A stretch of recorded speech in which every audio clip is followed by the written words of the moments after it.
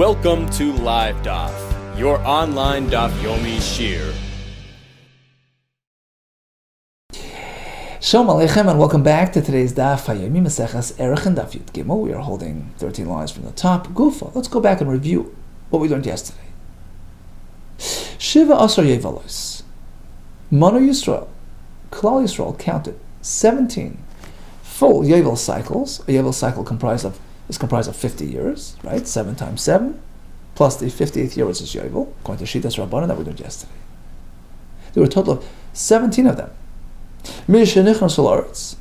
From when our nation entered Eretz Yisrael, until they left, until they were exiled upon the Churban of the first Beis HaMikdash, 850 years later. Now, you cannot say, you can't say that they began to count immediately upon entering Eretz Yisrael. It's not going to work out. With the pasuk in Yechezkel, where he describes himself standing at year 14 after Churban, he says it's Yovel today, and it's 14 years after the Churban. According to our calculation, if you start counting Yovel, Shemitah and Yovel, immediately upon entering Eretz Yisrael, so 850 years later is exactly 17 Yevels. It puts us on a Yovel. Churban was on the Yovel, not 14 years prior to Yovel. You can't say they began their count exactly upon entering, because if you're going to insist that they started counting right now, fast forward 850, you're back to a Yovel. So the Churban occurred on Yovel. That's not going to work with the pasuk that the Churban was 14 years before Yovel. It's not going to be aligned with the pasuk of Yechezkel, who says Ba'arbas Reshana Achar Asher Huksayir, that I'm standing on Yovel 14 years after Churban. So what's the solution? Apparently they waited. There was a 14-year delay. 7 years to conquer, 7 years to divide, and then they started a count, which puts us 14 years behind, which is exactly aligned with Yechezkel. The Churban occurred 14 years before Yovel, and therefore 14 years later is the Yovel. Now what happened during those 14 years, before they started counting? What was the delay all about? As we said, they were conquering, they were dividing, it wasn't yet settled. Sheva Shekim Shemanol, so how do we know? In fact, the conquering process took 7 years. We have Psukim to confirm it. The Gemara Kalev speaks about the fact that he's now 85 years old. Ben Arboim Shana Noichi B'Shalach Moshe Eved Hashem Oisi Shna. I was 40 years old, and Moshe Rabbeinu sent me Mikadosh Barnei L'Raglas Haaretz, from Kadosh Barnei, to go spy on the land. And now I'm already an old man. I'm 85 years old. V'ata Hine Anoichi Hayoim Ben Chamesh Shmanim Shana. Today, after we conquered Eretz Yisrael, right? We're now dividing it. I'm 85 years old. So let's work backwards. He's 85 today. We learned in a brisa. It's actually a statement from the Chachamim. Shana Rishayna Asa Moshe Mishkan. What happened in the Midbar? The first year in the Midbar, Moshe Rabbeinu built the Mishkan. Shnier Hukam HaMishkan. The second year, they put up the Mishkan. So the first year he made it. The second year was erected. V'shilach Merakel. What else occurred out in year 2? He sent away the Merakel. So he was 40 years old at that point. How many years left in the Midbar? 38. Ki over Yarden.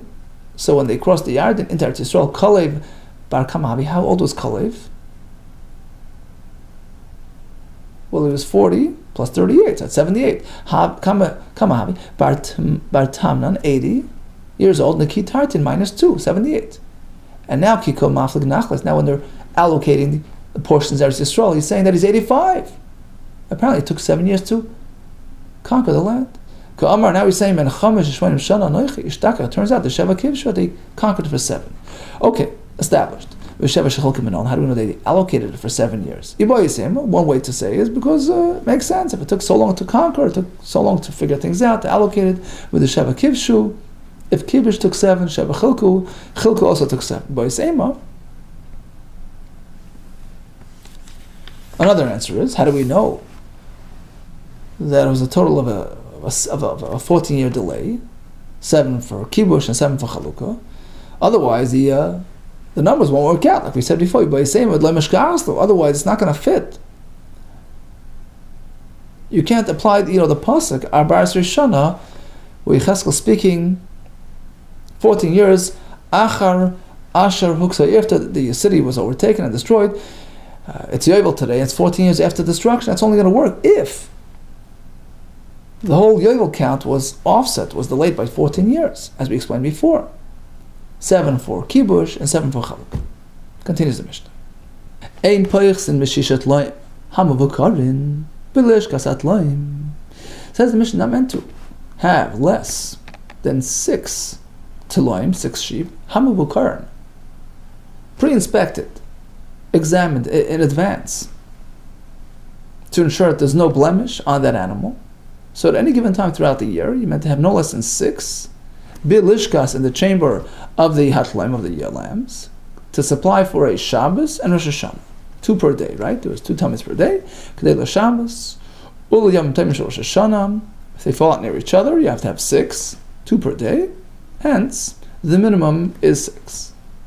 You can add as many as you want, but at a minimum you have to have 6. Now back to the instruments that the Levim would play. So we have the halacha that you have no less than a total of 12 instruments playing, no less than 2 trumpets, 9 harps, that's a minimum.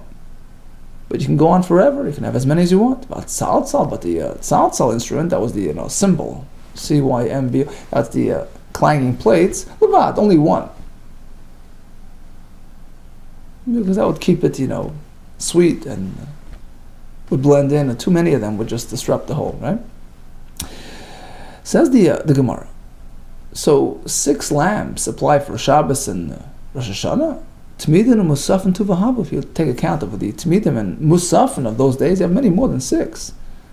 So why is 6 sufficient? You're right. Tanabal Makoi. The Mishnah is not referring to specifically supplying a Shabbos and Rosh Hashanah. He's actually talking about any time throughout the year. Make sure you have 6 lambs prepared in advance. And we're speaking about supplying for the Talmud only. So why did he speak about Shabbos and Rosh Hashanah? What's the point of discussing Shabbos and Rosh Hashanah if it's not really specific for that? Simon Ba'alma is just a simon, a good way to remember. Meant to have 6. A good way to remember 6 is by referring to Shabbos adjacent to 2 days of Rosh Hashanah, which requires 6 Talmuds in total. So this way we're talking about number 6. But really it's a general directive throughout the year. You meant to have 6 pre-inspected lambs waiting. And this is just a simon ba'alma v'chakam. The Mishnah means to say like this. At any given time, ein peichsim mishishat loim. We turn Talmud Beis. No less than 6 lambs, hamavukarim, pre-inspected, bilishkas loim, in this chamber, and inspected, not today, but arba yayim kadim shchita, 4 days prior to shchita. Uman ibn Bagbagi, we're going to come Bagbag, who has that requirement. Ben Bagbagi, the Sanya. Ben Bagbag, Omer, Minayin. How do we know the Talmud? That the lamb used for the carbon Talmud needs to be inspected 4 days in advance. Shaton Bikkur needs to be inspected arba yayim kadim shchita, 4 days before shchita. Talmud Laimar. We have a Gzera Shava. By Talmud it says, Tishmiru la'akar li b'mayadoi, guard it, Lashon of Shmira, u'lahalan oiman, elsewhere, by the carbon Pesach. The Pasuk speaks about a similar term, V'hoya lachem l'mishmeres, guarding, watching, right? Ad arba asorim l'chodesh. So we make a connection. Ma'alahalon, just like by the carbon Pesach, Ton Bikkur, need to be inspected. Arba yom kadim shchita, 4 days before the shchita, right? They designated on the 10th, they inspected it, and it was waiting for day 14 of Nisan. Afkan, here is all by the Talmud. Toin Bikkur Arba Yomim Koydem Shchita. So the general rule: inspect the Talmud before the Shchita, 4 days before.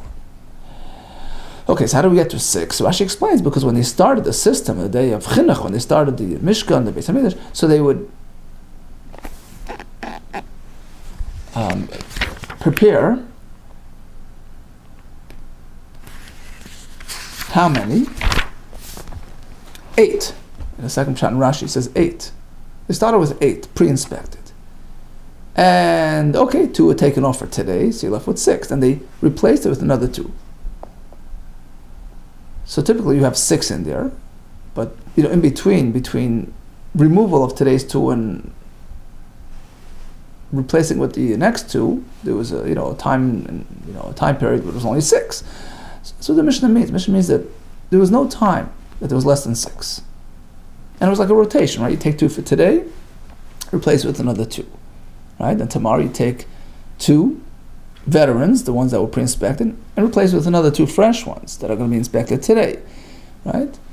And use them like that in rotation, in a way that whatever you used today was already there and inspected 4 days prior.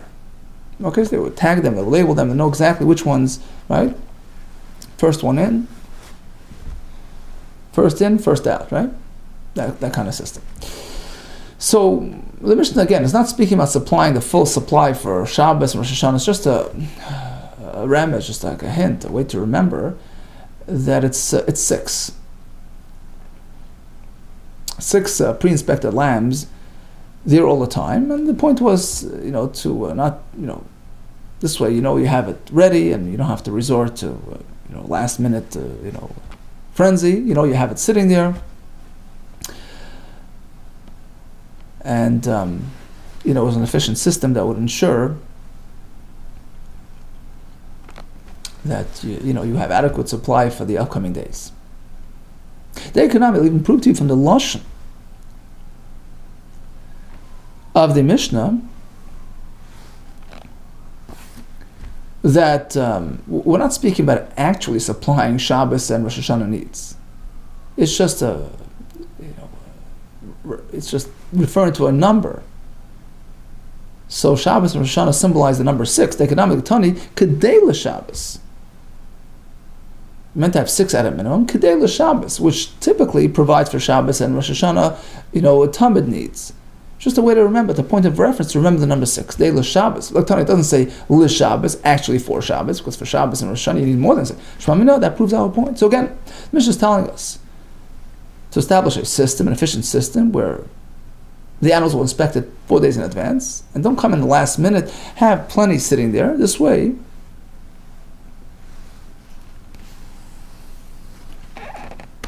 you have extra, right? So, in case you don't come up with, lambs, you still have, a supply for a couple of days there.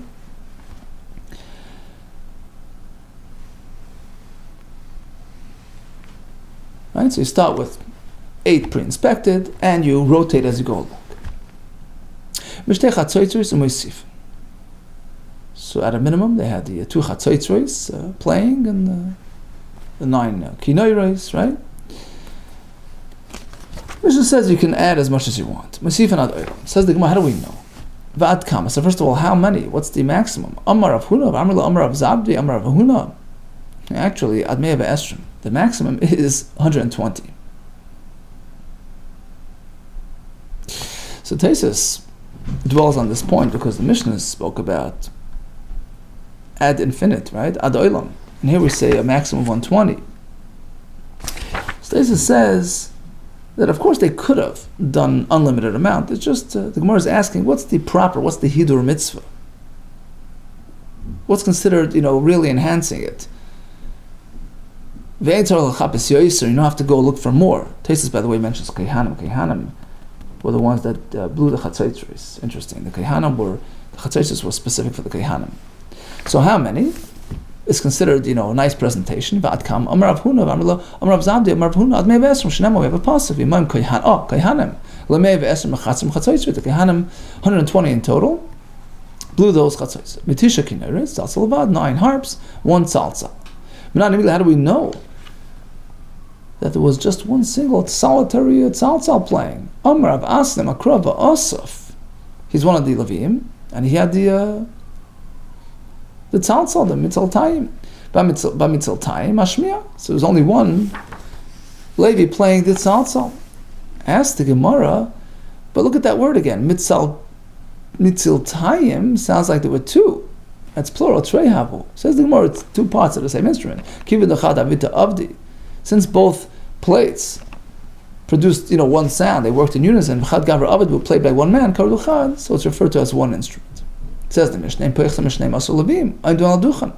So how many Levim were there playing? And some say we're talking about playing and singing. Some say there was one group that had vocals, one group that were the instrumentals. Different opinion, different shittas and how it was set up. In any case, how many Levim were there? Ein person, no less than Mishnei Masor Levim, than 12 Levim. Ein dan al duchen, standing on the stage, playing, performing, singing.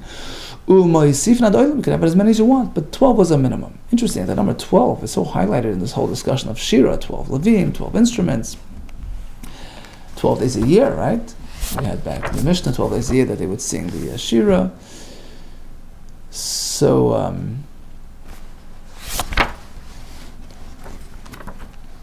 they had a special presentation with the Chalil, right? 12 days of Halal, 12 corresponding to 12 Shvatim perhaps. In any case, so 12 is a minimum. You can, enlarge the choir as much as you want, or the orchestra. What about an underage Levi below our mitzvah? He's not meant to enter the Azar Lavoida to serve. Rashi says, do any sort of avoida. Lock the doors, to sweep. L'chabi decided to sweep, to clean up. So they would not invite the kids in, except for one time. Except when the Levim got up to sing, and the kids took part. Like today, they blend some kids' voices into the adult voices. It gives a certain sweetness, it balances it out. So they were invited to join. But the kids would not present, wouldn't play with a navel, with chino. Navel is like a wind instrument, or kino or a harp.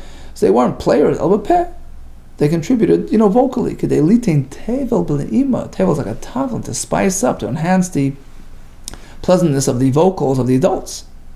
Likewise, they wouldn't be counted into the 12. The number 12, right? Nor would they actually ascend the stage. They would stand on the ground beside the adults. And in fact, for a shame, they were short, so their heads would sort of peek between the feet of the adults. Being ragle levim. They call them Tzoyari Halavim because they would sort of embarrass. They would, trump the Levim with their sweet voices. So they were called Tzoyari. Rashi says they would be mitzayir them. They would, embarrass. They would shame them. Me says the Gemara. What's the significance of the 12 Levim? The 12 instruments, 9 harps, 2 navels, and 1 tzatzal. So we have a orchestra of 12 individuals. Not immediately, how do we know that the kids were invited to join the choir? His kids, his brethren, and the pasuk continues actually with another reference to the kids. What's the repetition? He already said the kids. That even the little ones were invited to join the choir. But it was just a vocal contribution. They wouldn't play instruments. So we have an interesting observation. Apparently navel and china are 2 separate instruments. Remember, do you mean to say the navel l'chud, v'kina l'chud, navel is one and kina is something else? Lema masnis like Rabbi Yehuda. It's unlike Rabbi Yehuda. There's not Rabbi Yehuda. He seems to pair it all together. That kina and navel are interchangeable terms. It's all one and the same instrument. They're all describing a harp. You should know that the harp that they had in the Mikdash, that was playing in the Mikdash, was comprised of 7 strings, 7 notes. So we learn soiva, Al-Tikri soiva, instead of reading it soiva al-sheva, it was comprised of 7 notes. And Rasha points out the uniqueness of number 7. It represents all kinds of levels of Kedusha, right?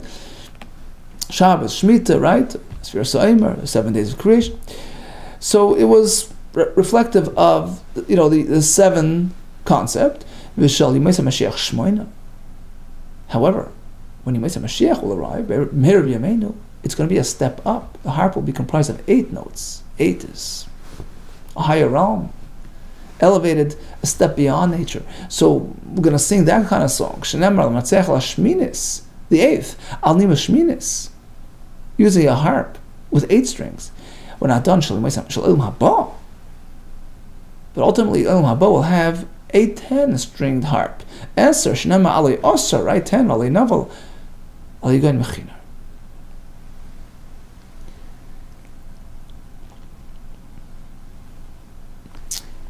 Another pasuk, Hoidel Hashem ben Bechinar, Benavel Asoir, a navel with 10 strings. Amrullah Shir Lash Chodesh. Rashi points out that this is speaking about in the world to come. Lasad Lavai. How do we know? Because it's Shir Chadash. Shir Chadash is male. It's a shir of a male, so to speak. And Rashi brings from the Mechilta that nowadays the shira is representative of the female concept, which gives you a ledesh. She gives birth, and he says, just like this is Rashi on the first wide line, Kashem shenekevazu yeledesh, like a woman gives birth, kach choice halalu. Likewise, our salvations and our good times is not it's not a permanent situation. Soifim leilatzeres generates hardships. It's sort of a cyclical, a system of neis and tzaros and geula and golus, right? Aval shir shel ilum habos, says Rashi, loshen zachor sheni yeled. As opposed to the shir of Lasad Love, it's going to be a consistent, predictable song, of permanence. And it's symbolized with loshen zachor, shir chadash. So we're speaking about the ultimate song, ultimate shleimus, the expression of shleimus and dveikus b'Hashem of the highest form, and that is expressed with a navel of 10 strings. 10 denotes the full, complete cycle of numbers, full shleimus with nothing missing. A true expression of joy and glee and gladness of heart and satisfaction. So that's Lasad Lavai. So it's interesting because the pasuk that is referring to refers to navel. In Rabbi Yehuda, he started by saying, well, there are different forms of kinar. A harp of 7, a harp of 8, a harp of 10. And the pasuk speaks about a navel. Apparently he's learning that navel and kinar are one and the same. Unlike our Mishnah, which separates them. I feel the same Rabbi Yehuda. Our Mishnah can follow Rabbi Yehuda as well. That, in fact, navel is a different instrument. Rashi said it's like a sort of wind instrument, like a bagpipe of some sort. I feel the same Rabbi Yehuda. But our Mishnah, which separates the two instruments, can follow Rabbi Yehuda as well. I did the nefishinim in the day. It's just that ultimate harp in Elam Haba, which will have an abundance of strings, so many strings, and the sound will be so substantial and rich and full. I did the nefishinim in the day because of its added number of strings. Nafish kale, the sound will be more substantial and full and rich. Ki navel, similar to a navel which has a richer, deeper sound. And therefore, we refer to it karilei navel, but really it's a kinar. The kids wouldn't be counted as into the 12, but they would be there to enhance. Tana, we learned in the Brisa of a Sayyade. So in Amish we call them Tsoyare. The Brisa calls them the Sayyade, like a Sa'ad, helpers, to enhance, to help out. The Sayyade al-Yumay Nikroim, the Tana did done. So why did our Tana call them Tsoyare? The Tana did done. Given the Hani Cotton Kalayu, since the kids have this sweet sound. The Hani Av Kalayu, as opposed to the adults who have heavier, deeper sounds. Hani Mekatati, the kids can sort of thin and, soften their voices. V'hani lo Mekatati, as opposed to the adults who can't do that. So they're sort of put down by the kids' sweetness. Karalahu Tsoyare. That's why he calls them Tsoyare, because of the distress that would cause the adults by, dwarfing them in their beautiful singings. Okay, so in a nutshell, we had a sugya about the historical configuration of the years. Sheva Shecholku, Sheva Shekavshu, we discussed that. Discussed the din of checking the Karbonis Tamid 4 days in advance, which required the establishment of this system where they had this rotational system ongoing throughout the year to ensure adequate supply of pre-inspected Karbonis. We spoke about the amount of chatzaitres and a minimum of 2, and typically it was a maximum of 120. We spoke about the 12 instruments played by 12 Leviim, the kids who would help along with their sweet singing. All the best to you.